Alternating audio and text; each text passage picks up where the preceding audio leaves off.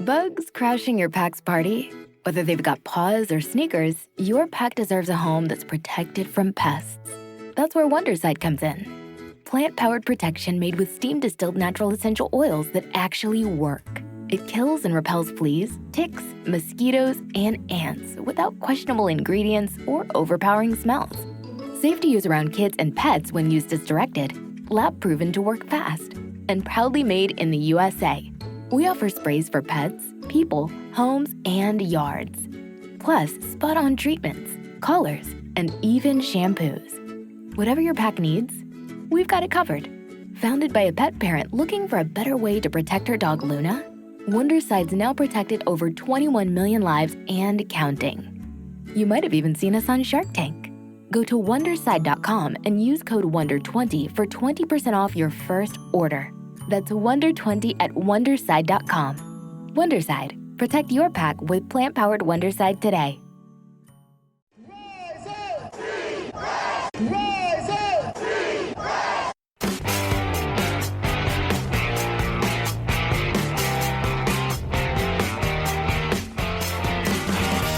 This is the Rise Up See Red podcast, all about the Arizona Cardinals and the NFL, featuring insider and outsider perspectives. Enjoy the best hour of Cardinals talk on the web. Now here are your hosts, Jess Root and Seth Cox.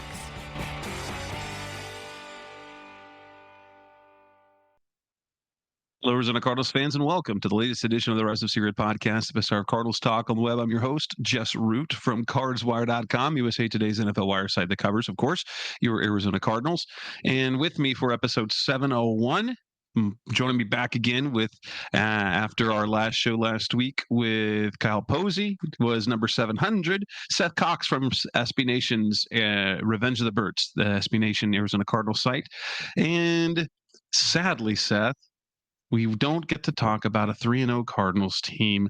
And isn't it feel like after two, non-convincing wins over lesser teams, that now with the loss to the 49ers, they suffered a 16-15 last-second loss to the 49ers after Eddie Pinheiro had a 35-yard field goal as time expired to beat the Cardinals in Santa Clara. Both teams banged up. Cardinals lost James Conner, a number of things. But does it feel like the panic button has been hit kind of early on this season?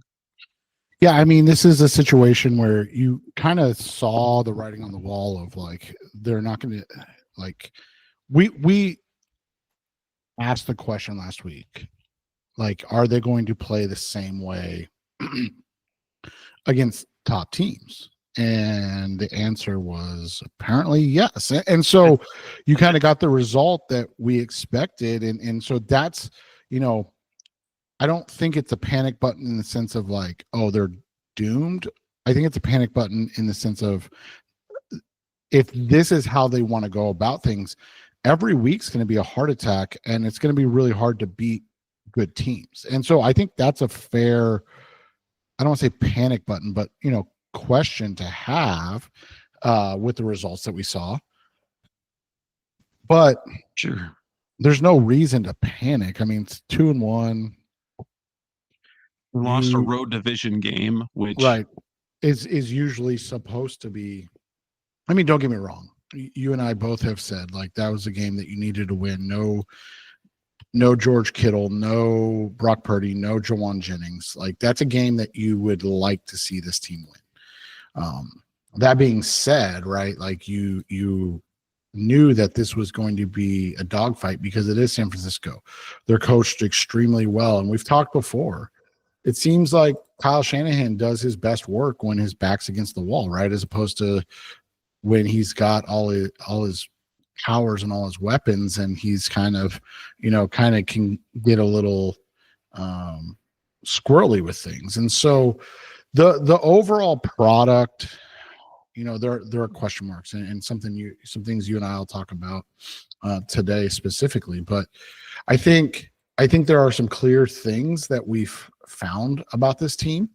I think there are some concerns about players that maybe we had thought weren't going to be problems. And I think that there are some real bright spots despite the, the start not being exactly what we had hoped it would be.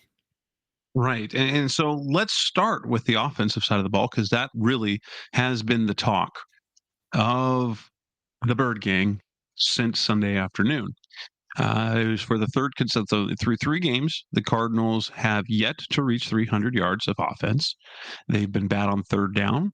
And while they had 106 rushing yards, their running game, while they've had some they had the 29-yard run from Trey Benson against the 49ers. They had a 52-yarder against the Saints.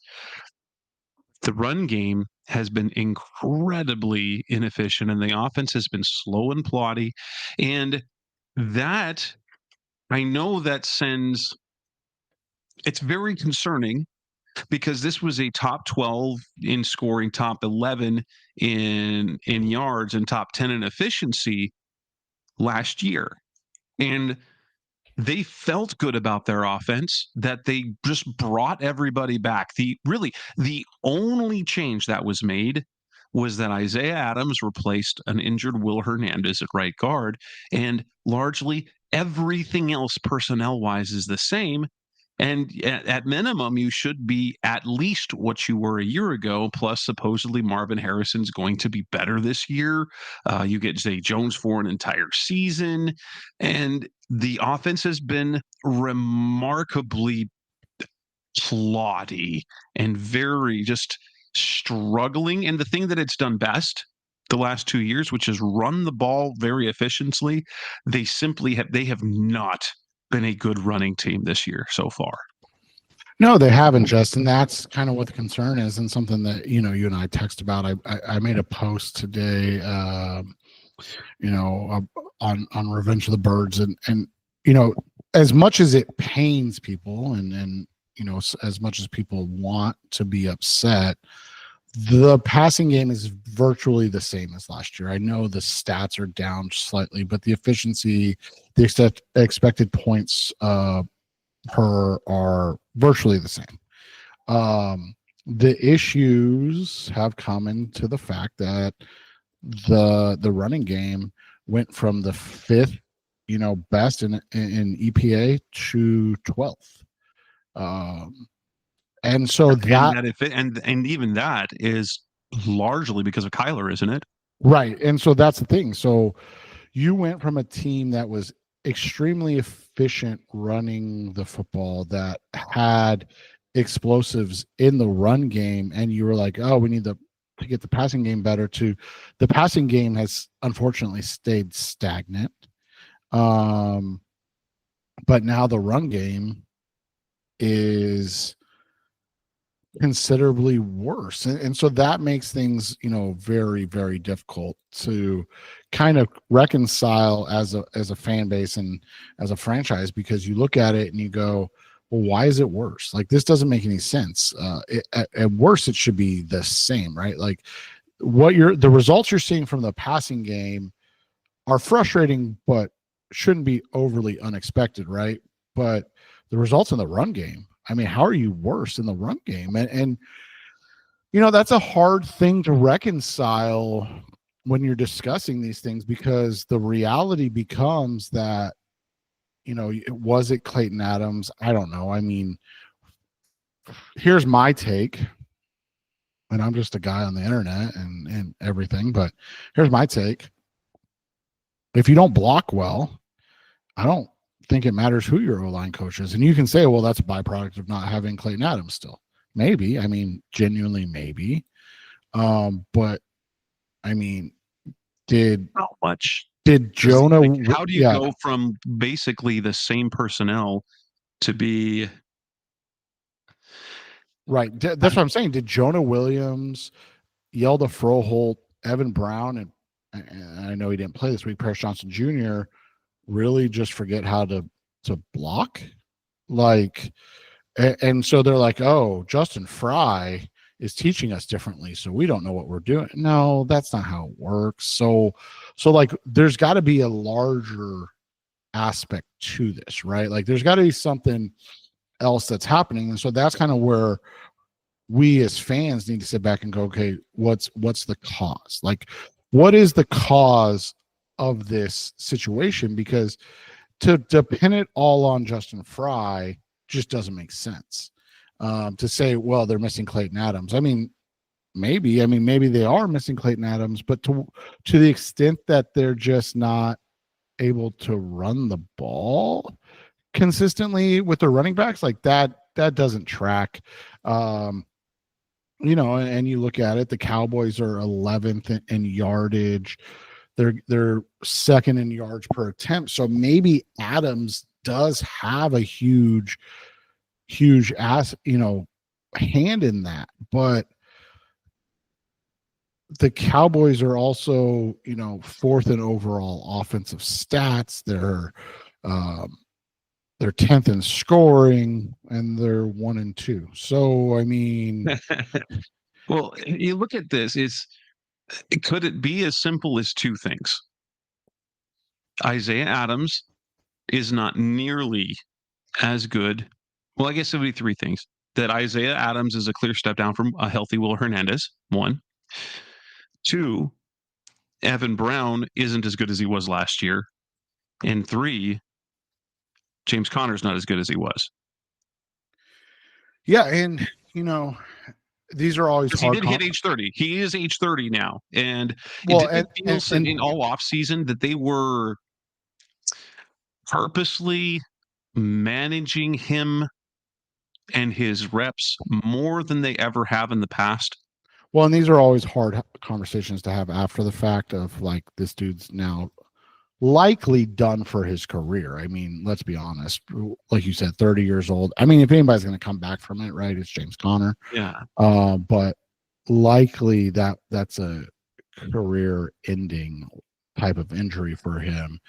And which is heartbreaking, and everything he's been, the heart and soul of this team, and especially, like you said, the running game and all of that. But also you look at it and you go, this team, this group, they needed something more explosive. I mean, he's getting some tough yards. He was getting some tough yards, but he wasn't getting the tough yards that he was consistently in years previous. And like you said, age 30, right? Like that's always a big bugaboo.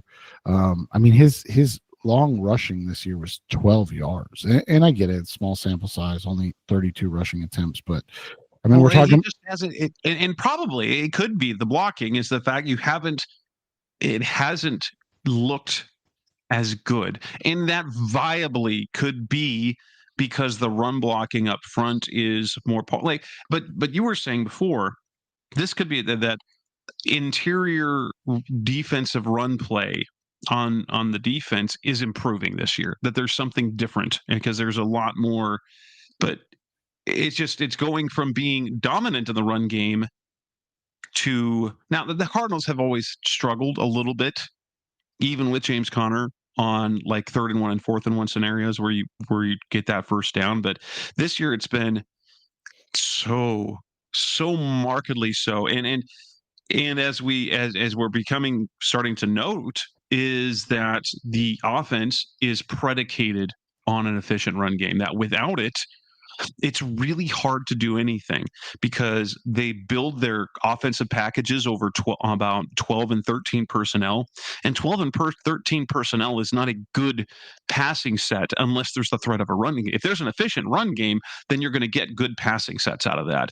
But if the bulk of if you're not getting the run game, then spreading the receivers out becomes something that you need to do. And that's not something that Drew Petzing has not shown very much that he's good at that there's creative work from traditional sets, which I guess for me sets him apart in his West Coast background, is that he's not efficiently doing that 11 personnel. No, and that's what the hard part is, right? So we talked about this last week. You can't run the ball to set up the pass as you have in the past, and now all of a sudden so you can't throw the ball. I mean, you look at it; they have 2 games under 200 yards passing this year. They have 2. You mentioned it, all 3 games under 300 yards of total offense. I mean, they're not turning the ball over, but they're just not doing much on the offensive side of the ball. Something I've talked about is that they don't run a lot of plays, right? Like they're 25 plays less than their opponents. Their opponents have almost 200 yards of offense, more offense. And their opponents are averaging more yards per play than them.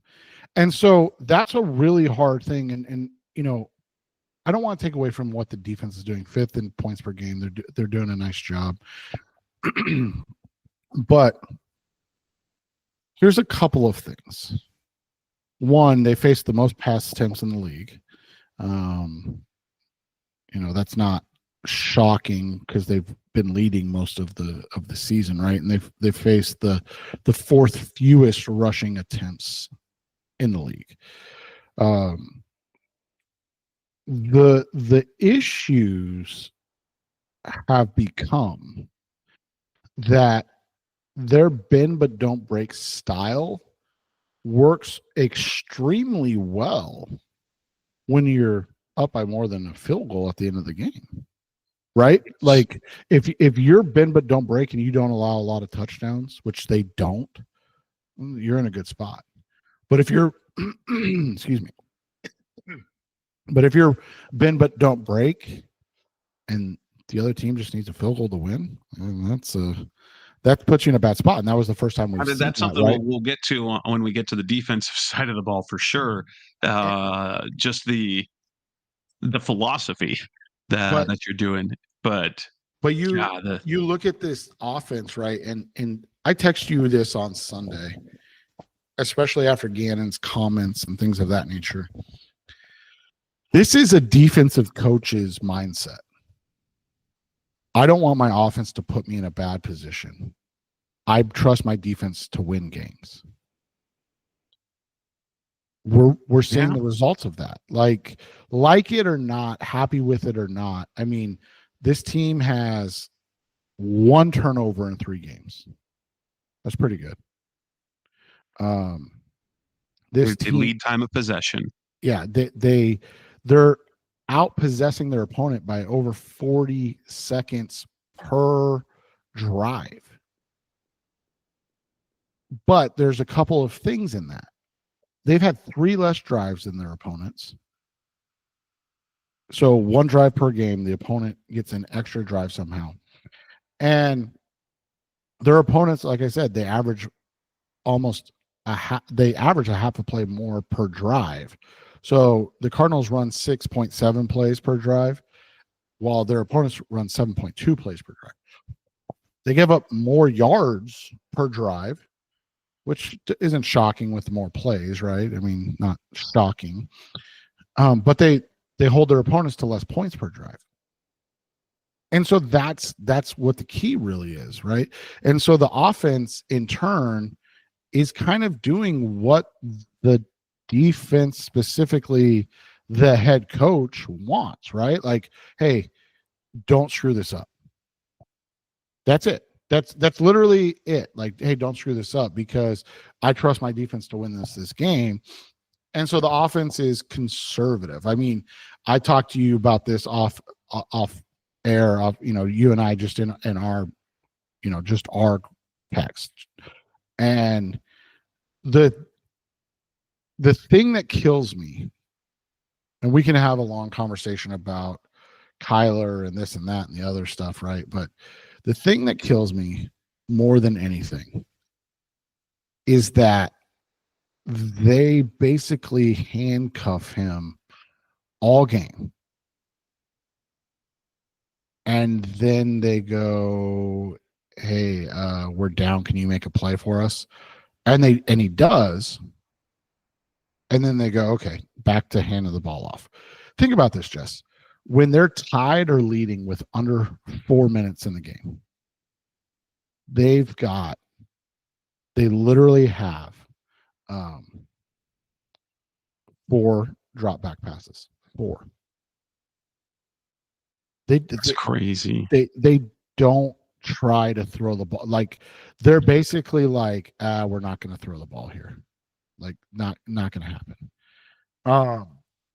And so you're basically going, okay, we don't want to throw the ball when we're leading. We're just going to run. We're going to run the ball, play conservative, not put ourselves in a position to turn the ball over, and run clock, and then punt and play defense. Again, we can lament the offense all we want. Do they need to convert some of these? Absolutely. Absolutely. They have to start converting these. But when the unequivocal best playmaker on the team is still the quarterback, I mean, the argument can be for Trey McBride, but that's literally the only other guy right now. And you're saying don't throw the ball. Like, Tyler has 1 less rushing attempt than he does dropbacks in that span. So they're literally just handing the ball off. They're like, we'll run the ball. We'll run clock. We'll punt. So that's the thing. Like, that's my question, and obviously we're never going to get. But why handcuff a guy that just got you a lead, right? Why handcuff a guy that efficiently and quickly went down and scored to regain that lead, and then say, okay, but now just go back to handing the ball off. Okay, it's 3rd and 7. We need a play, right? Like, that's all the crazy stuff to me that they're doing. That I would love to know as well is he able? Does he have the freedom to check out of plays, or is he now running whatever play that Petzing gives him? Right. And so you look at it and you say, is this an edict from the top? Is this Jonathan Gannon saying this is how I want to play? Or is this Drew Petzing style, and Gannon obviously as a defensive guy is like, I appreciate it? Or is this a bigger controversy, conspiracy of like, we don't trust Kyler, so we don't want to leave the game in his hands? Those are all legitimate questions that is to me what the panic button is. It's not that is this team good or bad, because I think that we found that they're actually good. They're frustrating, but they're good. The question, when we look at the drops, my goodness, the drops. And when you're not doing much else offensively and you add drops onto that, I mean, it really was. It really came down to if you had to point to anything offensively, the drops cost them the game. You had the DeMarcado drop that would have been a walk-in touchdown. That cost them 4 points. They lost by 1. The Zay Jones drop, I'm going to call it a drop because let's face it, I didn't see Upton Stout get his hand on the ball at all. And Zay Jones had the ball in his hands. He corralled it, and then as he went to the ground, lost it. He makes that catch. It's a first down. And it's a ball game. It's pretty much ball game right there. And Marv had a terrible drop. There was the one where there was a pass interference in the end zone, and I'm convinced that Marv stole that ball, and I believe that the throw was intended for Zay Jones, but that Marv saw it coming and nearly hauled it in, but it was kind of a drop in the end zone. But it didn't matter because 2 plays later they scored a touchdown on to Trey McBride, which we got that out of the way. But like, how concerned are we with the fact that not only are they not running the ball, but then they're dropping passes? Is it just one of those things where everything's going bad all at once and then it'll eventually click? Although I will say this: 3 of the first 4 games the Cardinals had last year, they didn't get to 300 yards, and they ended up averaging almost 360 yards per game. So maybe that there's just something to a slow start because of offense around the league. Now, I've noticed that offensive, like by and large, team yardage feels like it's lower across the board to start the season. And there's some things to that. I mean, the first thing is obviously that you have the reality of the kickoffs and things of that nature, right? Starting at the 35. That's true. You know, so you look at it and you look at the names underneath the Cardinals, right? The Eagles, the Vikings, the Texans, the Steelers, the Bengals. And people might say, well, Joe Burrow's hurt. Okay. But in Joe Burrow's game he played, he had 7 yards of offense in the second half. They had 141 total yards of offense in the one game he played. And I get it. The Browns are a great defense. Don't get me wrong, but like it's not ideal. You know, the Vikings, same, you know, everybody's quick to anoint guys. JJ McCarthy. It's like they had to lie about an injury because he was so bad that they had to put Carson Wentz in to make the offense look good. Allegedly. The Philadelphia Eagles. The Philadelphia Eagles have a worse offense than the Arizona Cardinals through 3 games. That's crazy. They're 3-0. You know, the Houston Texans now they're 0-3. And they have looked bad. And CJ Stroud's about to get D'Amico Ryans fired. So and remember, these are all guys that were, you know, clearly superior, and why you move on from Kyler. And we've said all along, like, maybe, but maybe not, right? Like, because and that's what the offensive conundrum comes from is it easier to find a guy that's better than Kyler, or is it easier to find a guy that can take the offense to the next level from a play calling and scheming standpoint? And I think the latter is easier because, as we're seeing, you know,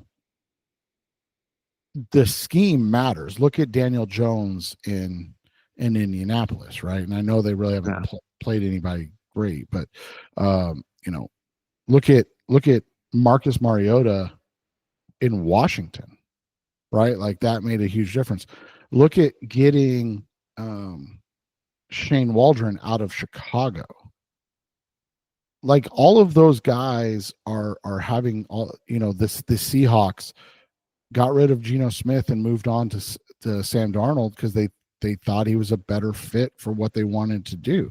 And so all of those things are making a difference. And it's not necessarily player driven. It's scheme driven. It's play calling driven. And so, you know, that's the question mark. But to your point, Jess, I mean, Kansas City's barely above Arizona in terms of like productive offense. Denver, remember last year, Bo Nix was the truth, and now he's terrible. Like, that's the thing is, my genuine question is this the scheme that's being kind of handed down of like, this is how we're going to do things, because we're not worried about scoring 30 points. And so these games are all going to be tight.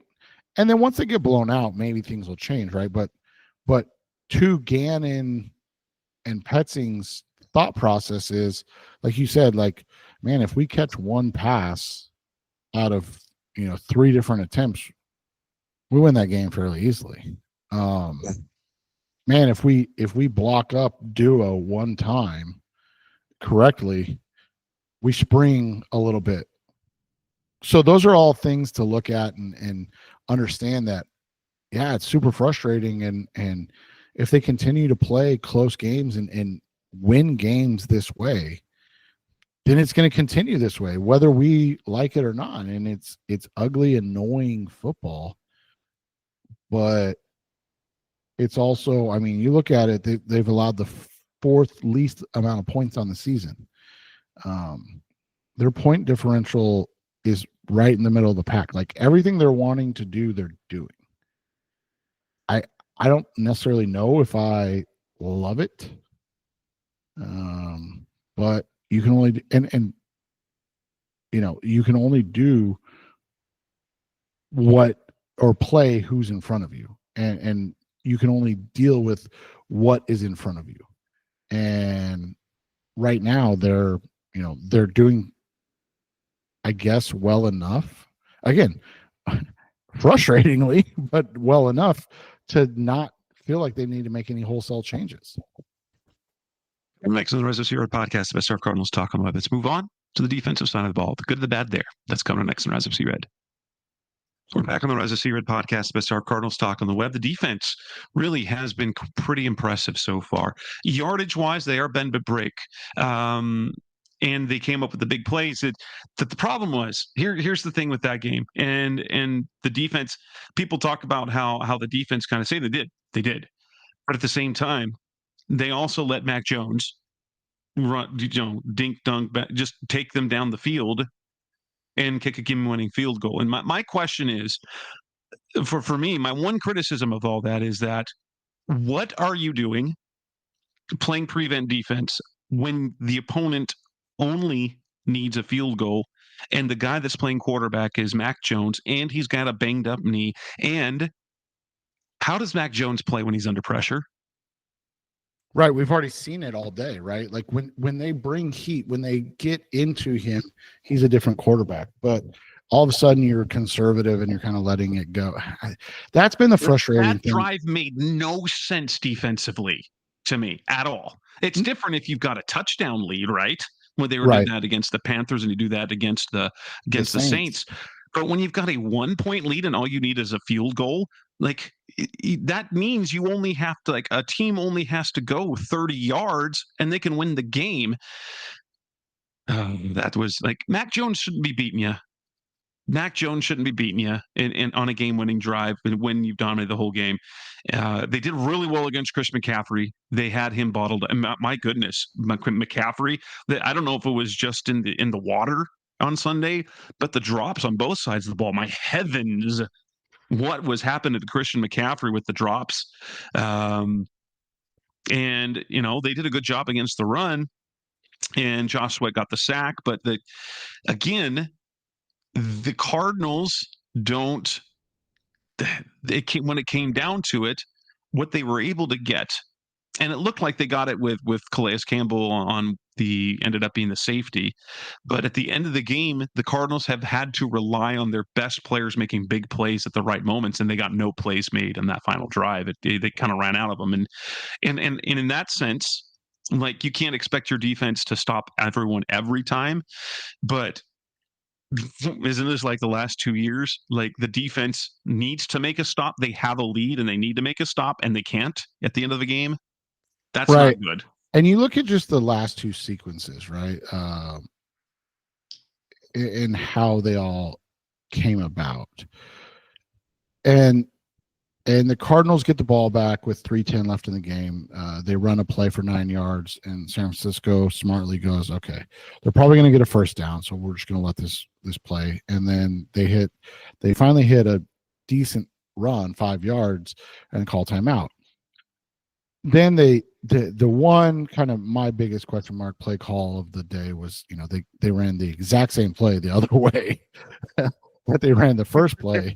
And they gained 1 yard. So San Francisco is able to bang a timeout. And then, obviously they run the next play, no gain, to set themselves up in 3rd and 9 coming out of the 2-minute warning. And then obviously we know, like you talked about, the Zay Jones not drop, but Zay Jones doesn't make a play on the ball. And then Blake Gillikin finally hits a terrible punt, right? And so that gives you Mac Jones at the 20. First down, you get Mac Jones trying to force the ball to Ricky Pearsall. You're ready for it. Looks good. And then listen to who beats you, right? You talk about Mac Jones. Jake Tongas, 11 yards. Sky Moore, 10 yards. Jake Tongas, again, and they get the penalty on Denzel Burke. I hate that they're not showing the penalties anymore, by the way.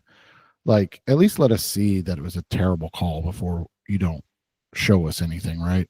Then Kendrick Bourne, then finally Christian McCaffrey on the screen pass. But before that, it was like they had 5 plays where, what's the equivalent? Tip Ryman makes a catch. Not even like probably Xavier Weaver is where Sky Moore is, right? Like in the system. Zay Jones makes 2 more catch. Like the Niners guys that nobody counts on, that nobody is worried about, made plays, and your guys didn't, to your point.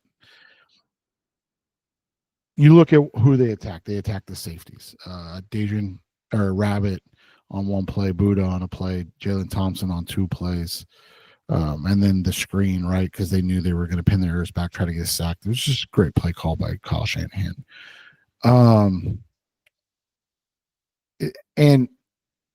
And you go to yourself, like, how are we not ready for this? Like, to your point, like, why are we not ready for this? And this is where the defense, like you said, giving up those nickel and dimes, those death by 1,000 cuts, that's where it hurts you, because this was the first game that they weren't playing for the win with a touchdown. They just needed a field goal.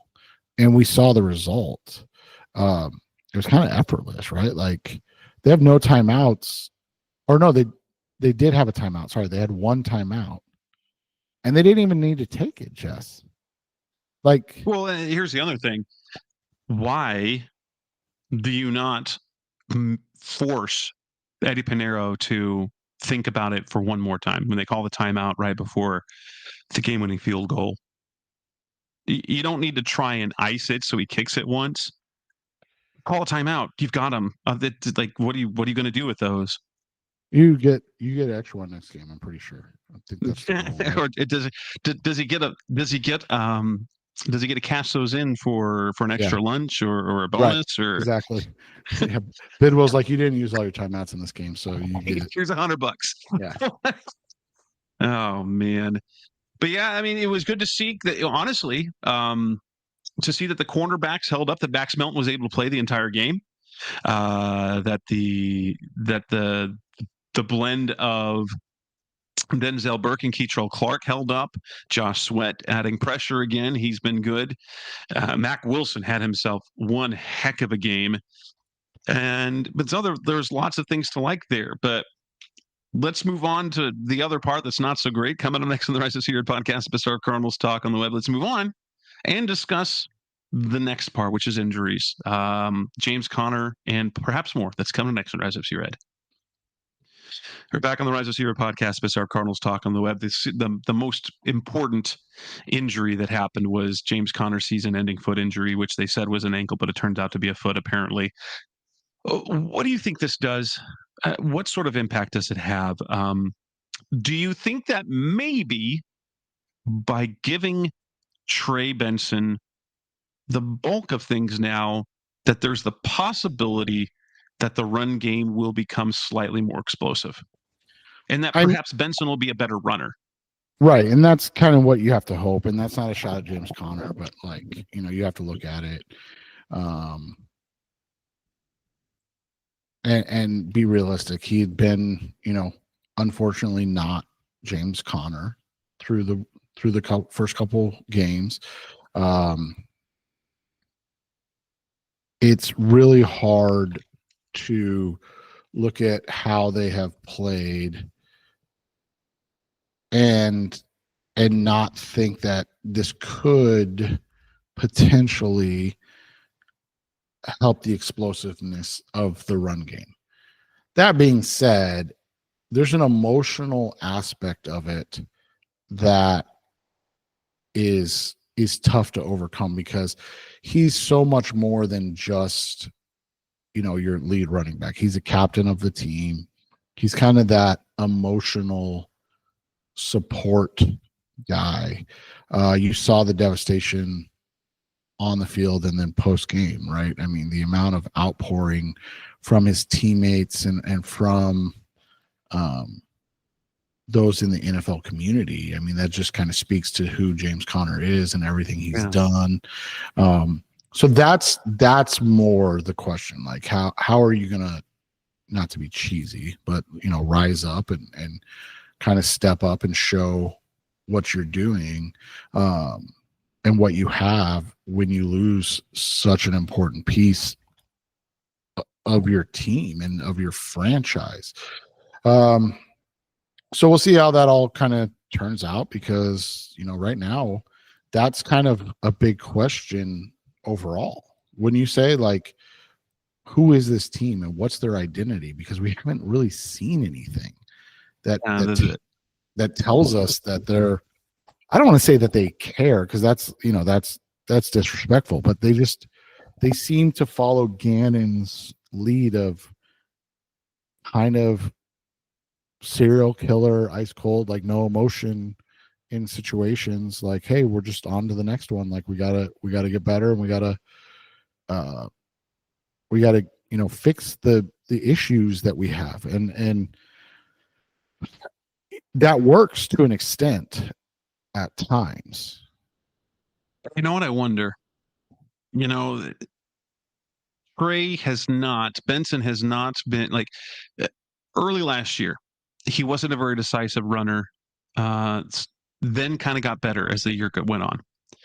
So far this year, he hasn't been great about hitting holes. He's been trying to bounce things more. And he does have the only two explosive runs that the running backs have. But at the same time, he was also playing in a role that was new to him, because he was in that third down role. Now, he was getting some spell carries, but he was playing in Marty Mercado's role. And I wonder, not to say that I wonder if things will settle down a little bit for him when he gets that, because Trey's going to be the James Conner now. He's going to be the James Conner now. And perhaps being in that role as runner will help him be better at the efficiency, where he knows he has to go. He's got to take the 2-3 yards, and then he's going to bust one here and there. And then putting DeMarcado back in that third down role. Granted, he did have the drop, but then you get DeMarcado in there for those draw plays that turn into big gains, because that's the type of runner he is. He's better in pass pro. He's got pretty good hands. If that will settle things a little bit more than Trey being in that new role, which oddly enough, we never saw him do in the preseason, right? We didn't see Trey doing that role. And so they upped his usage, but put him in a new role that he probably wasn't as familiar with doing. Put him in that starting role. I'm not saying that suddenly the running game is going to be fixed, but perhaps by putting him in what is probably a more familiar role for himself, putting DeMarcado back in a role that is familiar for him, and then mixing in a little bit of Bam Knight to perhaps, I don't know if the DeMarcado will by default now do the full Trey Benson role, or if they'll sprinkle a little bit of Bam, then you've got a different look to that running attack, and that's kind of what I'm hoping to see. But James Conner getting lost for the season, that's tragic. That's one of the guys that you really hoped that you that didn't happen to. Now, there's another injury on the offense. There's another injury that you have to be concerned yourself of, and that's because the Cardinals signed Demontre Jacobs from the practice squad. A guy probably most of you haven't heard of. He's a 2024 undrafted rookie guy, tackle, and they signed him to the roster. Paris Johnson has the knee. Apparently, Kelvin Beacham's got a knee problem. You know what it kind of sounds like, and we'll talk more about that in our preview show. Josh Fryers looks like he's going to get a start. If they signed, now they have 10 offensive linemen on if they signed Jacobs to the active roster, you have to wonder about, at least for this week, the availability of both Paris and Beacham. And you might be facing the Seahawks either with an undrafted rookie at left tackle and Josh Fryer, or they move Jonah Williams over for a game to left tackle and let Fryer play his more natural position at right tackle. Yeah, I mean, Isn't that the meme, right? The dog sitting in the fire. This is fine. So, I mean, that's against the team. Now we're going to talk Seahawks because the Seahawks they've been good, but we'll talk about that on the next show. Anything else of note other than, my goodness, the 49ers? What did they do to, like, what debt are they paying where they have all these injuries? I mean, it's not for winning a Super Bowl, that's for sure. So, I mean, it makes it tough, man. I mean, this is a a violent game. We talked about it the week before, and now you've had a game where the Cardinals lose, a very talented piece and very important player on their roster in James Conner. And the 49ers somehow counter that and lose their best or second best defense. I mean, like, you could, whether he's your best or Fred Warner, he's probably the most important. Well, that's what I was going to say. Player. It's almost to the extent if the Cardinals lost Kyler or Trey McBride, right? Like, you lose one of those two, you go, oh, hats off, GG's, right? Like, good. We'll see you in January when we start doing draft breakdown stuff. So that sounds like it. That's the hard part. But I mean, that'll be the thing is how, I mean, they drafted Michael Williams. He had a decent showing against the Cardinals. Got hurt. Yeah, got hurt. But overall, this was a game that it was emotionally draining, and then the fallout is even worse, right? Yeah, and then to have to play on a short week. We'll talk more about that on the next show. So with that, we'll wrap up this edition of the Rise of Sierra podcast, Best Our Cardinals Talk on the web. On this short week, we still have 2 more shows. I've got Cole Musgrove coming on from Seahawks Wire, and Seth and I will do a preview show. We're going to get this all packed in 2 days as the Cardinals will play the Seattle Seahawks Thursday night, which gives us, and since ASU's playing on Friday night, this gives me kind of a no stress football weekend. I can still watch football, but there's no investment in the weekend of football because I will have overly invested Thursday and Friday night. Exactly. And with that, so that's Seth Cox. I'm Jess Root. Thanks for listening. As always, we'll be back again soon. Thanks for listening to the latest edition of the Rise Up, See Red podcast. Listen to previous episodes and subscribe to the show on Apple Podcasts, Stitcher Radio, Audioboom, or many other podcast platforms so shows are delivered directly to your mobile device. Please give the show a 5-star rating and always support the sponsors who support the show. We'll be back soon for the best hour of Cardinals talk on the web. Rise up, Red Sea, be red, see red, and of course, rise up, see red.